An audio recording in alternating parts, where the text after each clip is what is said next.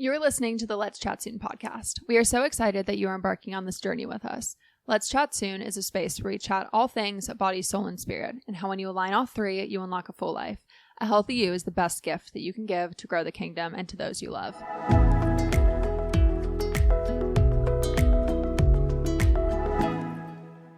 Welcome back to another episode. I'm your host, Alexis. And I'm your host, Mackenzie. We're back again. You have the giggles. We just did this intro like 20 times. Yeah. We've already recorded an episode today. Welcome back. She just literally goes, welcome back to this episode. Gibberish. As my eyes are rolling in the back of my head. I don't know what's happening. Okay. We are on camera, for goodness sakes. We're ready. We're getting out the giggles. Okay. Exactly. You can tell that we are not made for traditional jobs based on this. Dude, I am like fidgeting. I literally just told Mackenzie, I'm like, I need to stop moving my hair around in the podcast, but I need a fidget spinner. Are those still a thing? I don't know. Did I tell you my brother made like $1,000 off of them when he was in like 5th grade? That's so smart. Yeah, he sold them to the rich kids for school after buying them on Amazon. Genius. Why didn't I do that? I wish I thought of that. Same. I was not like savvy when I was little. No, I was the shy, like no one talked to me. Yeah. Okay, well that's a great place to start. Actually, what were you like growing up? Tell me about your childhood. What did you want to be when you were 5, 10, 15, and 20? I'm in the hot seat. Okay. You are in the hot seat today. So, I was the oldest. Okay. And like the first or like only child until I was like 5 or 6. And then the siblings started coming along. We love them. But yeah, I had like the best childhood. My parents were young. They were like my best friends. We are like growing up, it was like a roller coaster, like no money, had money, no money. So like we had a lot of adventures. I moved to like New Mexico, but only for 2 weeks because then my dad got his job back. And so we moved back. But it was just like I was homeschooled. So I was like very flexible, able to do whatever. But yeah, I look back at my childhood and I think I have all happy memories. And like it was just fun. I kind of just explored with my parents and got to live with them. Yeah. It's fun. That's so sweet. Okay, so since today we're talking about jobs, what did you spend the majority of your childhood wanting to be when you grew up? So I like always knew I wanted to be in the medical field. It started off like I remember my first memory of like this is what I want to be. Oh, actually take it back to when I was like 5 until high school. For sure thought I was going to be famous, which is iconic. What do you think we're doing this podcast I for? know. Well, I thought I was going to be a singer. And y'all don't want me to sing ever. Oh, and you're like, microphone. Let's go. Maybe we'll like belt out something. No, I can't sing. Like, cannot sing. Like, would be rejected from the church choir kind of thing. Like, I literally cannot sing. But I remember like the specific. I had a talent show for my homeschool group, and I'm like. I used to sleep in my parents' room because I was scared. I was a scared little girl. And I remember, like, my parents, like, watching television. I'm, like, going to bed. And I'm like, I have to practice for the talent show because I'm going to sing. And I, like, grab my karaoke machine, go into my parents' bathroom, and I just start, like, singing Lizzie McGuire. The bathroom's the place to do it. Dude, the acoustic. So good. I sounded like I was the next American Idol contestant when I was in there. So yeah, I thought I was going to be famous. We had like these home videos my mom used to do. She had like her camcorder and I'd be like, she'd be recording me. I'm like, okay, turn the camera because I wanted to see myself. And I'm like, hey guys, welcome back. Like I was a vlogger from the beginning. Yeah. Thought I was going to be famous, which like still I think I'm going to be famous. We'll see. Like and subscribe. Thank you very much. Thank you. My Instagram is no. But yeah, and then in high school, like the first memory I have of like thinking I wanted to do something, I wanted to be a heart surgeon. I had this like heart thing where I had to get a surgery where like they went through my arteries. It wasn't like open heart surgery, but had like a condition, whatever, had to get this heart surgery when I was a freshman. I was like, oh, that's what I want to do. And then I realized I hated school. And so I was like, wait, no, like they have to go to school for a long time. And so then I always just like knew I was going to be a nurse. But I don't know like where that came from. My mom's a nurse. So like I think, like I never thought like, oh, I want to be a nurse like my mom. But I think subconsciously I was just like, yeah, I'm going to be a nurse. Like I always wanted to help people and like, I like the drama. I realized when I worked in neuro ICU, I realized like when we would get a code or like an ambulance would be coming in, I'm like, oh, like what's happening? Like I was always the girl that was like, we're passing a crash scene. I'm like, what? Like what's going on? Like because I just like am really interested in the drama aspect. So I was like, wait, this job is kind of fitting because like there's a lot of stuff going on. There's a lot of drama. There's a lot of drama. Hospital. But yeah, so that's what I am now today, is a nurse. That's crazy. Okay, so break down college. Where'd you go to school? Tell me about, I guess, like your first nursing classes a little bit. Oh my gosh. Okay, so nursing school is a struggle. I, in high school, applied for a lot of scholarships, and before I got like accepted to any of the scholarships, I had signed to play at volleyball at like a private school, like D3. So I thought I was going to this private school, I was going to play college volleyball and go get my nursing degree. Turns out one of the scholarships I got was a full ride if you go to the community college. And like our community college was in Flint, Michigan, and it was like, there's no way in heck I'm being seen going to this college. Yeah. Like that was like the most embarrassing thing I could have ever done. I remember at my open house, like I was going to this community college, like for sure. And I like wasn't really telling people that. Like I was like, oh, maybe we'll see. But like I was embarrassed. Like I remember crying almost every day, like driving into the school. Like I can't believe this is my life. Like when I had to call to decline my offer to play volleyball, I was sobbing talking to the coach. I'm like, I don't want to do this, but like, do I want to pay $40,000 a year just to play volleyball? Like, also, no. just to like not be embarrassed. Right. Yeah, literally. So I ended up going to the community college. Best decision I've ever made. Nursing school was tough for me. I remember like it was around that time that I was going through like my broken engagement season. So I remember like one of the times it had just happened. I was coming back from a break and I was like sitting in my work parking lot texting my like nursing school friends. I was like, guys, I'm throwing the towel in. Like I'm quitting. I'm done. And my friend Felicia, she like was like, just come today. And like that was always her thing. She's like, just come to this clinical or just come today. I was like, all right, whatever. Like I'll come today. But I'm quitting. Like I'm definitely quitting. Like the nursing is not for me. Like I hate it. And I just kept going until I finished school. And I was like, wait, I'm a nurse. What do I do now? She was like the one more day friend. Oh, yeah. Yeah. She got me through. Like literally at graduation, I was like, thank you. Because I would not be here if it wasn't for her, probably. What do you think you would have done instead if you were to have gone back in time and quit nursing school? I have no idea. Probably. So I don't know. I love business, and it's kind of like what I do now. I've kind of like created my dream job, so I probably would have done something that. Fast forward after I got out of nursing school.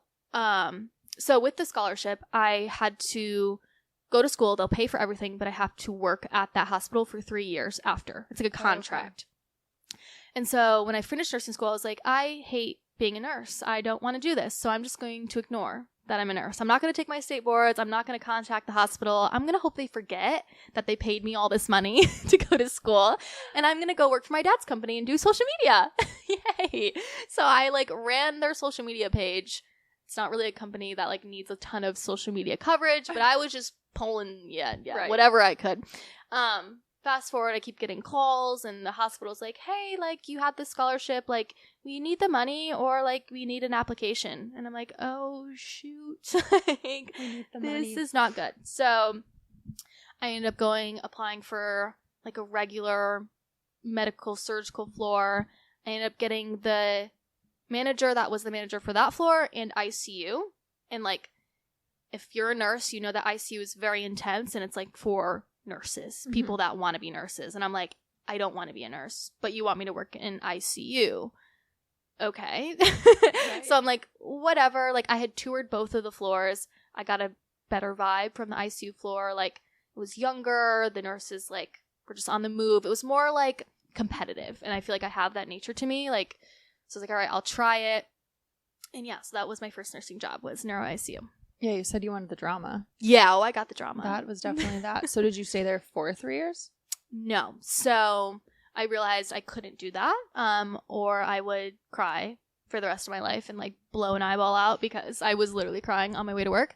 So I was like, okay, what can I do? During that time, it was COVID, and so you could get paid a lot for like overtime. So I worked like a little bit of overtime and just tried to save as much as I could. And then my parents are amazing people, and I think they wanted to move to Florida, so they're like, all right, we'll help you pay it off and then you can move to Florida. Beautiful. So everyone was happy, and I'm so grateful to my parents because being in that job, yeah, more time than you were. Yeah, I was a sad girl, I'm sure. So you've talked a little about, and you've kind of built an audience on social media about soft nursing? Soft nursing. That's what you've been calling it. Yes. Soft nursing. Did that switch happen when you moved to Florida? Did you work a normal nursing job when you got here? So I always wanted to work in peds. I think even in nursing school, like I was like, if I'm going to be a nurse, I want to work with kids. And so I was like, you know what? This is perfect timing to like see if that's the fit. So that's what I did. I applied to a bunch of pediatric jobs in LA, in Tampa, in this place called West Palm Beach that I had never heard of. And the first job I got was West Palm Beach, St. Mary's Medical Center. So I took the job and literally moved out here not knowing a soul or where I was moving to. But yeah, I worked in pediatrics for like 5-6 months, I want to say. And then my parents have a business in the medical field. And so they do like home care and like ABA therapy. And my mom was like, I want to start this IV hydration company. So they had talked about it. I was home in Michigan visiting my brother. I think he had like his graduation party and stuff. So I was like there. And they were talking about this business they're starting. And then my dad's like, what if you came home and like helped us start it and then you could take it back to Florida and like do it there? And I was like, I don't want to move back. Like I just moved to Florida. I have my freedom. Like I'm loving every second of being on my own. Yeah. But I know I don't want to work this job for the rest of my life. Right. So I had to make a hard decision. Be like, okay, do I move back or do I stay working? And so I tried to make a deal with my manager. I was like, listen, I have this opportunity. I will stay PRN and I'll come back, like I'll fly back to Florida once a month, work my week, and then keep my job, like position, and start this career and do both. And she was like, basically no, which is crazy because like big nursing shortage. I don't know what that was, right. But she's like, no, like your position's sought after. So you have to keep the full time or quit. And so I was like, well, that made it easy. I'm quitting.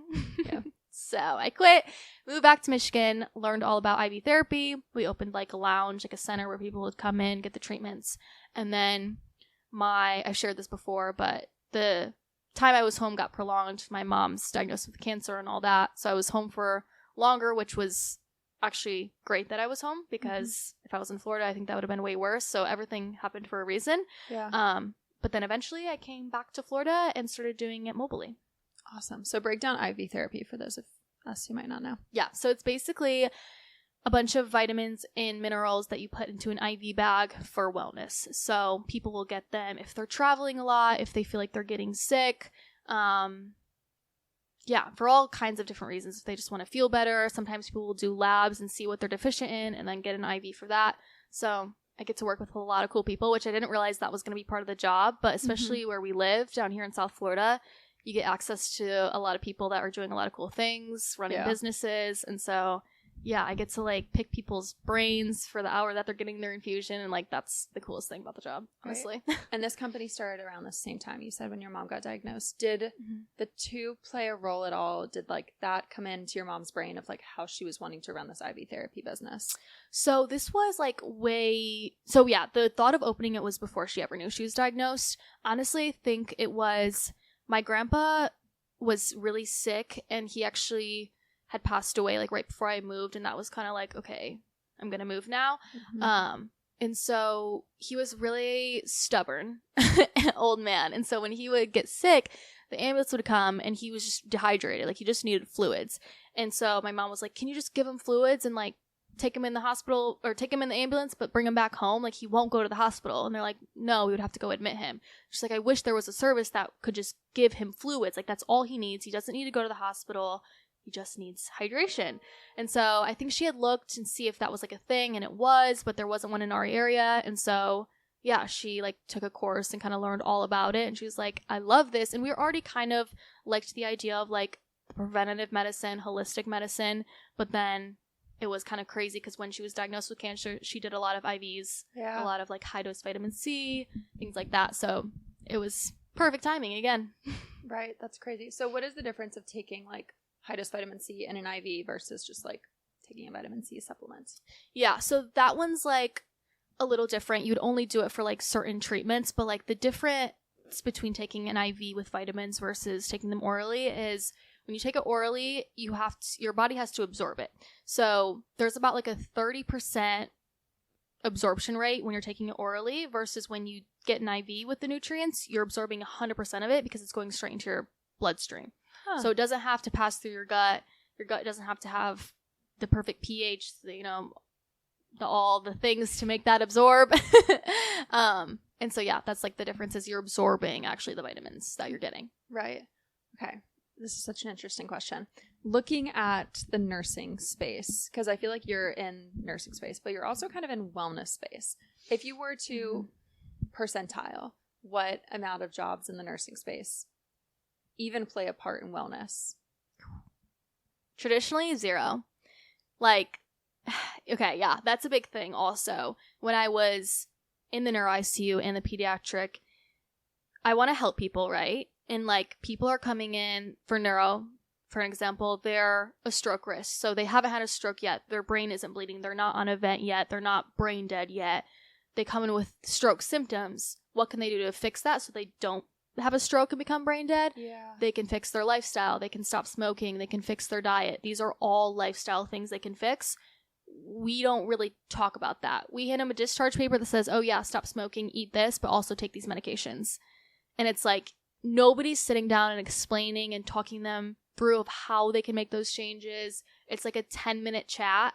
And I posted this before on social media of how there's not room to educate. And people are like, what do you mean? That's part of the job. Like, if you're not educating as a nurse, like that's on you. And I'm like, have you ever worked in a hospital? Like, are you kidding me? You have Susie Q coding and you have to go save her life and like restart her heart, and Rob down the hall, like you're trying to get them out the door so you can bring the next patient in. Right. It's a cycle, and it's also a lot of money in that space. And so they don't want people to be healthy. Right. It's controversial. But yeah. The Casey Means podcast just talked all about that, of how Big Pharma and the FDA are in bed together, and how there's nothing more, that nothing makes more money than a sick child. No, nothing.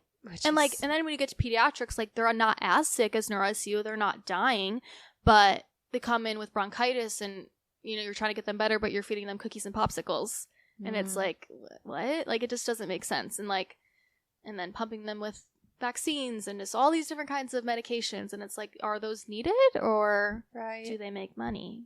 Right. Exactly. How was that characteristic either taught or not taught in nursing school? So it's taught because it's just Western medicine. Like it's you're learning disease processes and you're learning pharmacology, and they go hand in hand. And like, I think I had maybe one nutrition course, one out of my whole nursing school, but I had pharmacology all 3 years. So it's like, it's just not talked about. And like, yes, there's a time and place for that. Like in medicine, like when you need to save someone's life, you need to know what medication is to like restart their heart, or, you know, bring their blood pressure down so they're not like dying. But a lot of the cases when you're talking about preventive medicine, there's so much more you can do besides taking a pill. It's actually insane. It's scary. Hearing people talk about it of, I want to actually prevent diseases. Crazy. Yeah, wild. Why would you want to do that? Actually crazy. We slap a label on like, oh, it's genetic so many times too. And it's like, well, you just have to take this because you're going to get it and it's genetic. You can do nothing beforehand. Actually, you can't change your microbiome. Like, yes, you adopt your parents and it is genetic, but you can change that too. Yeah, you can change a lot. Crazy. It's almost like there needs to be a third level of like doctors, nurses, people helping out with diets, lifestyle, everything. I think like health coaching is going to be a big thing, and I think it's needed. But I also think there's a lot of wiggle room in the wellness space. Like, there's a lot of voices, and sometimes it's hard to know who to listen to. The best thing I've done for myself is get like a doctor who thinks that way and practices in like the holistic space and looks at your body as a whole. Because a lot of times in medicine, like you have your lung doctor and then you have your GI doctor, and like they're doing their job for one little part of their body, but our bodies work in a system. And so it's not just, oh, fix this and everything's fixed. Like, you have to look at the body as a whole, and Western medicine doesn't look at medicine that way. I heard a doctor talking about it. She was saying the highest accreditation she could be is the most specific part of the body, and she focused on one part of the ear. Wow. She was top of her class at Stanford. It's Casey Means. Top of her class at Stanford, and literally has so much schooling, it's not even funny, one part of the ear. Wow. She's like, honestly, what difference am I going to make in someone's life from that? I It's need to crazy. understand how the whole entire body works. Yeah. It's actually crazy. Because you could fix the ear, but then the part in your body that's making the ear not work is just going to make the ear not work again when you fix the ear. It doesn't make sense. It's actually insane. And again, like you said, there is a time and place for traditional doctors. If your arm gets blown off, you need like you need thank a real God. doctor. We need Thank the ER. goodness. Right, absolutely. Mm-hmm. Break down everything you've been posting on social media about soft nursing. Yeah. So I think there's a big problem, not even with the how we treat people and the medicine side of things, it's how nurses are treated. And I was told in high school, like, oh, you're going to be a nurse, like you're making the big bucks, like good for you, like setting up your career. And I was like, okay, yeah, like I wasn't really focused on that. That's not why I was going into it. I was like, oh, that's cool, that's nice. I don't know. Right. But then getting into it, I was like, wait, why did they even say that? Because I can't pay rent with my nursing salary. I'll be like straight up, I was making $36 an hour working in Michigan. That's pretty good. I was living at home, so I was able to save a lot. And then when I moved to Florida, I was making $29 an hour. Yeah. And then you would think that would be the opposite change. Right? Moving to Florida. Yeah. Way like Palm Beach higher County? expenses. Rent was, I think it was $2,100 for my first apartment. Food, like if you want to live life, car insurance, phone bill, like it's just honestly not sustainable. And like I look at the people I worked with, they're moms. I'm like, how is it even affordable for you guys to get daycare and then come to work? Like, how does that math even make sense? Granted, like Daycare is going to cost as much as our salary. right, literally, Jeez. It's insane. And it's just like a very, not all, I mean, I've only worked at 2 hospitals. Like, I can't be like, oh, I've done 30 years in all these hospitals and this is what I've seen. But the places I have been, it's a very toxic work environment. You clock in at 6:30 in the morning and you're given, I'm going to talk for the med-surg floor because ICU is different because you have to be very hands-on with them. So we had 2 patients in ICU because they're on their deathbed. So you're literally like keeping them alive. Pediatric med-surg was different. So we had 6 patients max. That's a lot, especially with them being babies. So like you're changing their diaper, you're feeding them. We would have sometimes 2 nurses on the entire floor. So we'd have 12 kids, split them up, 2 nurses on the entire floor. So if someone has to pee, you're watching over 6 babies. Like, how is that safe for the baby or you keeping a license? And then so you clock in at 6:30, you get your 6 patients, you're doing your rounds.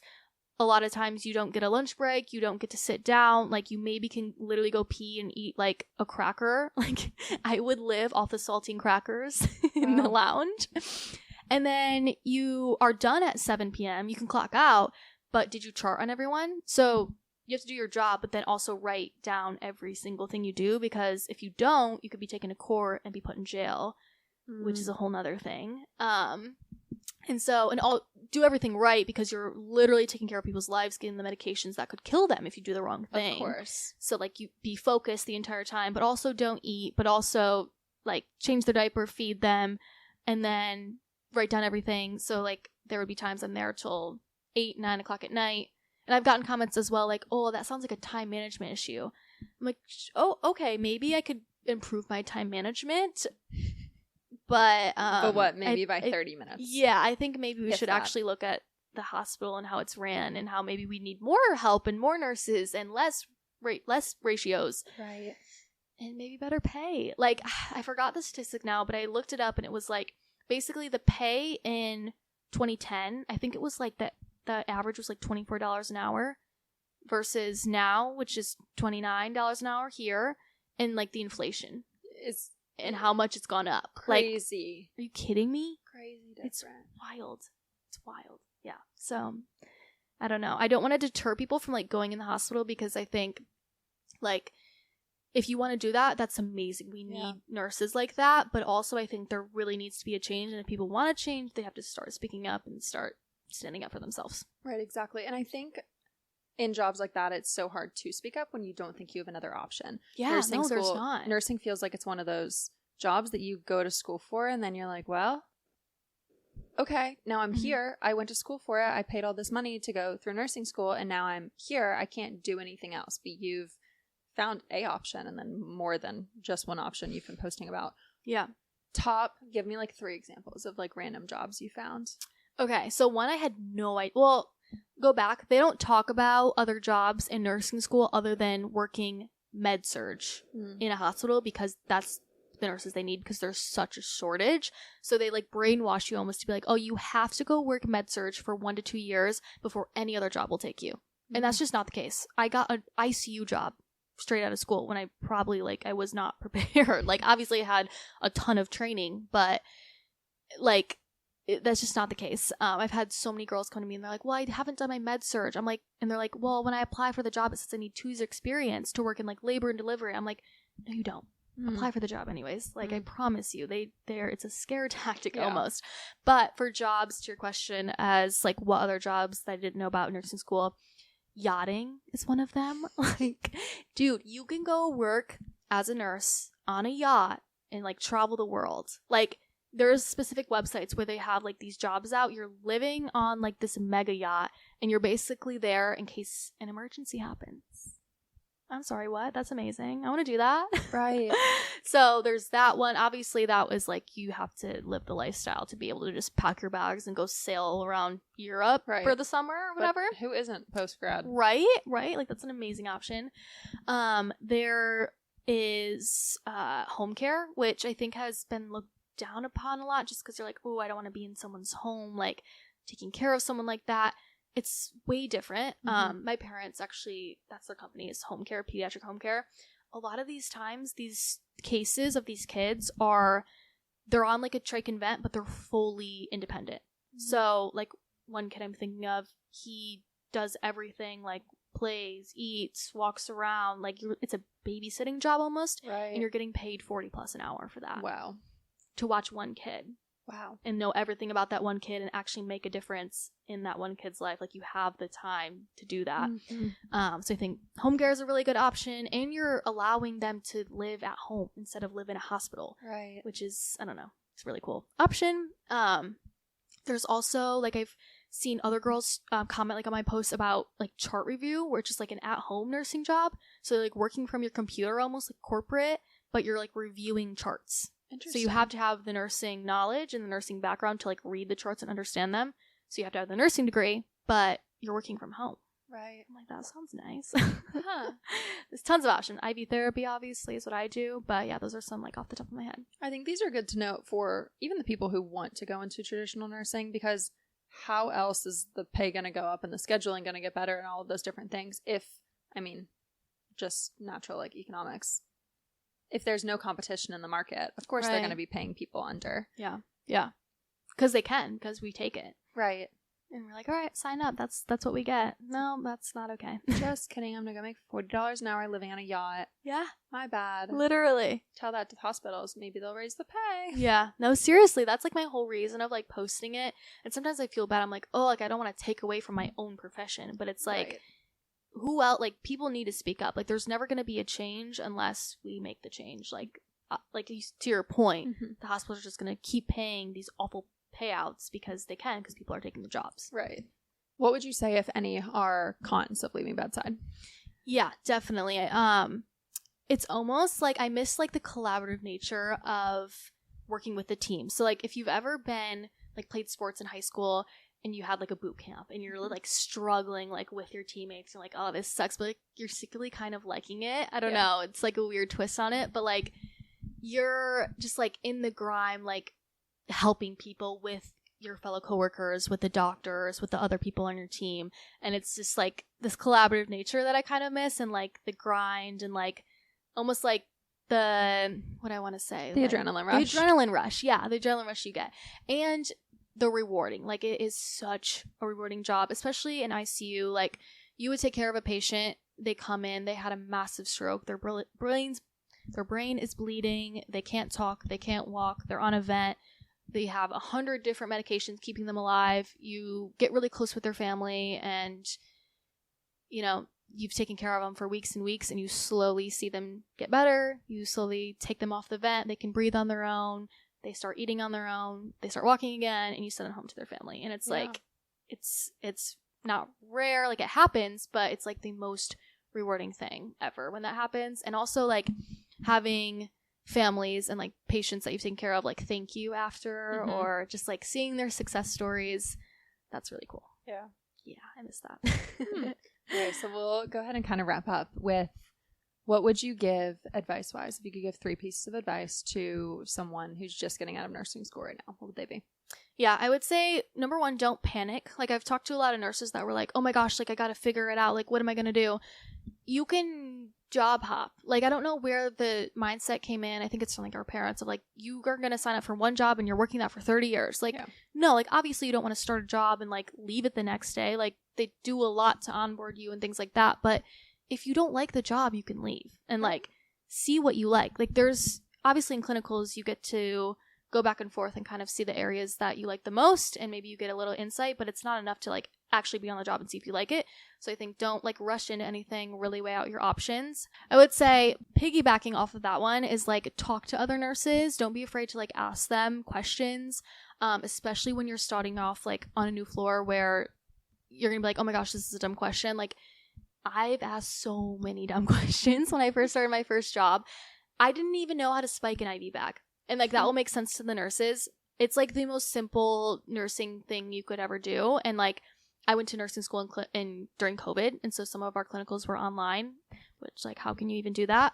But ask every single question because you're taking care of someone's life, and no question is going to be a dumb question. I promise you that. And then I think like my third one is just like have fun with it. Like just don't take it too seriously. Like obviously there's so many different like pathways you can go, and you're gonna figure out the one that fits you best and your lifestyle best. And like back to the first one, this just kind of ties in, like try them out. Maybe try bedside for a little bit. If you don't like it, maybe go try and work at like an aesthetic place. There's tons and tons of videos of like people working in the yachting space or like just sharing their stories. And so I think really dive deep and reach out and ask people. I love when people message me and they're like, wait, what do you do? Can you tell me about it? I'll send you like a full voice note. I'll get on the phone with you. Like ask the questions and you're gonna be fine. This was so great. I feel like this is so good for anyone who's even in high school thinking about nursing, or someone who wants to switch careers, or a person who's sitting in bedside absolutely miserable in their job as well, to know that there is another option. So thank you so much for sharing all of your insight. I think, this is going to be great. And share your social handles so people can find you on TikTok to watch your videos, and then on Instagram if they do want a mass of voice memos from you. Yes. Instagram is Alexis Manti. TikTok is Alexis_Manti. Beautiful. Well, yay. Thank you guys so much. Thanks. And we'll talk to you next week. Let's chat soon. Bye.